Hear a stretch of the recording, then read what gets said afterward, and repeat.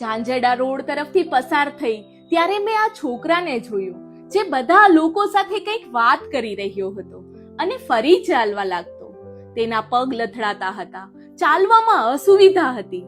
હાથમાં એક થેલી, ગળામાં સાઈડ બેગ, અને હું મળી મીતને, જેણે મને પિચ કર્યું.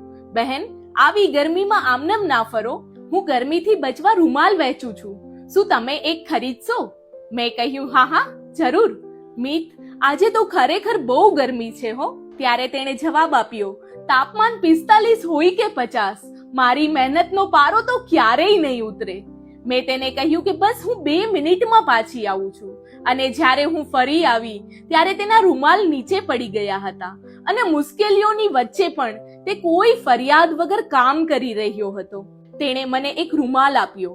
ત્યારે મેં તેને કેપ પહેરાવતા પૂછ્યું, શું હું તારી પાસેના બધા જ રૂમાલ ખરીદી શકું? તેણે મને સીધી જ ના પાડી દીધી અને કહ્યું કે મારા પર દયા ના કરશો, મને સહાય ના કરશો. આ મારું કામ છે, આ મારી મહેનત છે, તમે પ્લીઝ ખરીદીમાં દયા ના ઉમેરશો. મેં કહ્યું, મિત, હું ખરીદી રહી છું તારી મહેનત, નહીં કે તારી સ્થિતિ. તું તો અમારા બધા જ માટે એક પ્રેરણા છે. હું તેની આંખોમાં એક અલગ જ આત્મવિશ્વાસ જોઈ શકતી હતી. મેં તેને રૂમાલના પૈસા આપતા પૂછ્યું, મિત, તારા આ કોન્ફિડન્સનો રાઝ જાણી શકું? મારા મમ્મી પપ્પાના ગયા પછી તે મને હંમેશા એક વાત કહે છે કે તું દયા નહીં પણ તું પ્રશંસાને લાયક છે. અને હું ક્યારેક ઉદાસ થઈ જાઉં ત્યારે તે કહે કે દીકરા, તું પહેલા તને સક્ષમ માની લે, પછી દુનિયા પણ તને લાચારીની નજરથી જોવાનું બંધ કરી દેશે.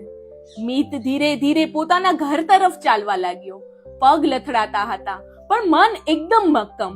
તેના મમ્મી સાચું જ કહેતા હતા કે તે ખરેખર દયા નહીં પણ પ્રશંસાને પાત્ર હતો.